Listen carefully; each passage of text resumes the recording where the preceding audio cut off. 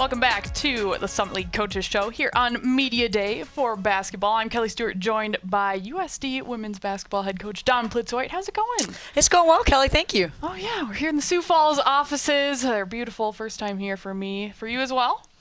Well, I was here yesterday, so I'm way up on you. Okay, well, anyways, way ahead. But let's talk about being way ahead, because you guys were voted #1 in the preseason poll. Came out today, and obviously a busy time of year down in Vern with practice starting, D-Days, everything. But yeah, the poll results come out today. You guys are picked as the #1 team in the league. Kira Duffy picked as preseason Summit League Player of the Year. Of course, you have some people like Hannah Shervin on a first team All-League, and then Chloe Lamb and Madison McKeever being picked as second team preseason All-League. So I'm just interested, how do you handle that as a coach? Because a lot of coaches, when they get asked about the polls, they're like, we don't pay any attention to it, or it's motivation, but you got to be proud of yourselves. This is the first time USD has been picked #1.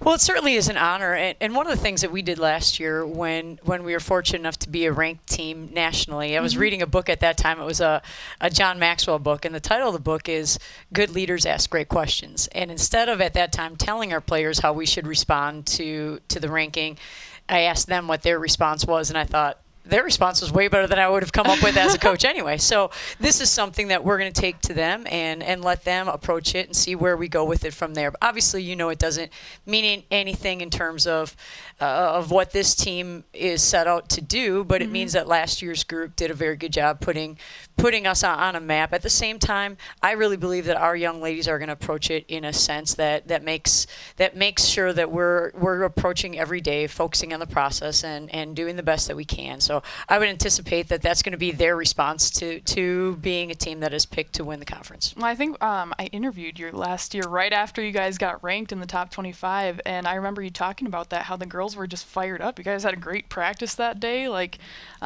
They just responded really well. But as you said, last year's group did a great job of putting you in this position to get that #1 ranking, and fortunately, you only lose one person from last year's group, but it was a big role in Allison Arns. So with preseason, with practice starting and everything, and I don't want to say replace Allison Arns, but trying to work without her, how has all that been going?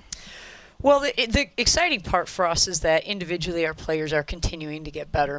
And we've refined a lot of little things on where we want to go and how we want to get better.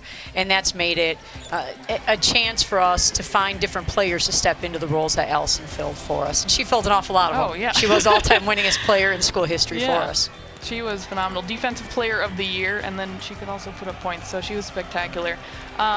So also coming in, the freshman class, you have 3 freshmen in Macy Giebert, Janai Ugovsky, and Alexi Hempe, who unfortunately went down with a knee injury. But how have they been adjusting and adapting throughout the summer and now preseason? Right, they've been doing a great job, especially considering that with as many veteran players as we have, we've been moving forward pretty quickly. And so I give those 3 a lot of credit because they keep asking questions of their upperclassmen teammates, and their upperclassmen teammates are doing a tremendous job of helping guide them and try to teach them, because while we break it down, we don't spend a lot of time after we've broken it down and we've done it kind of slowly, then we jump in and we get right into it live. And then at that point in time, it happens really fast for them. And so they need some good reminders, and I think our upperclassmen are doing a really good job of helping them out. Well, Coach, we're looking forward to watching you guys this year. Oh, yeah, sounds good. I thought that was a high five. I didn't know where we were going with that. Okay, thank you. All right, thanks for joining us. We'll now send it back to the studio with Tom and Greg.